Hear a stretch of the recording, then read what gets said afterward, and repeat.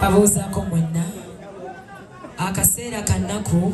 naye ate kirungi okulaba nga ate musobola okumwenyako kubanga nti we tuli omugenzi abadde musanyusa era ffenna ekituleese wano oba ekitugattidde awamu bye bigambo byabadde ng'ayogera ne byabadde akola ng'era muntu musanyufu nnyo banange ekibi nnyo kitalo nnyo kyannaku nnyo naye tugumire wamu ngumya famiri abaana bafaani ba Kato omugenzi essaawa eno banna ekibi nnyo banange nsaba Mukama ffenna atukuume ensi yaffe si nnyangu tomanya ddi lw'ogenda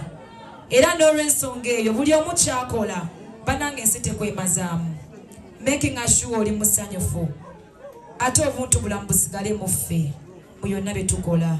kubanga ffenna lyekkubo ate Mukama yagera tomanye ddi lw'ogenda naye obuntu bulamu tukwatire wamu buli omu ayambaganeko munne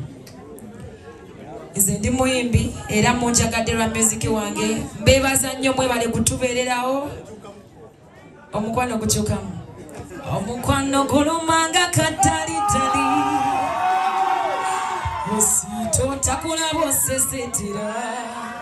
akamanyi nyimbirako eyasembayo neyasookawo ebityo tebirimu byakusosola yafuna aduulira mu nnembo mwadiba ate afuna olwo neyewozaako mbu mwapapa nabuyiiko gwawo enno kaddiye bwa mukwano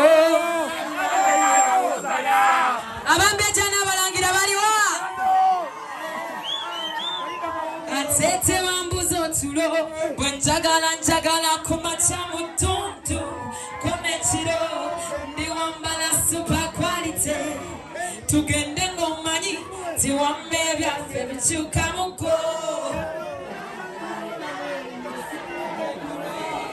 banange tuwagala nnyo nze Mukama Katonda gwe nneekwasa nammwe abawagizi baffe abatuwagala mwensonga lwaki tuguma amaboko gange obanga waani banange natambudde n'akasente kange kiwedde kankalekera omukulu ono mwebale nnyo okubeererawo famire ya Kato omugenzi ninawo emitwalo gyange 5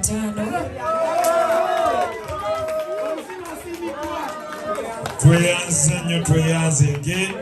Spice Diana atulekedde emitwalo 5 ate ne Kenzo yatuwadde $1,000,000 ziwera bulungi nnyo oyo omwana amanyi ssente sibala ababala babeera basajja bakopi bakuwadde ssente sebo onale Kwaston Kajala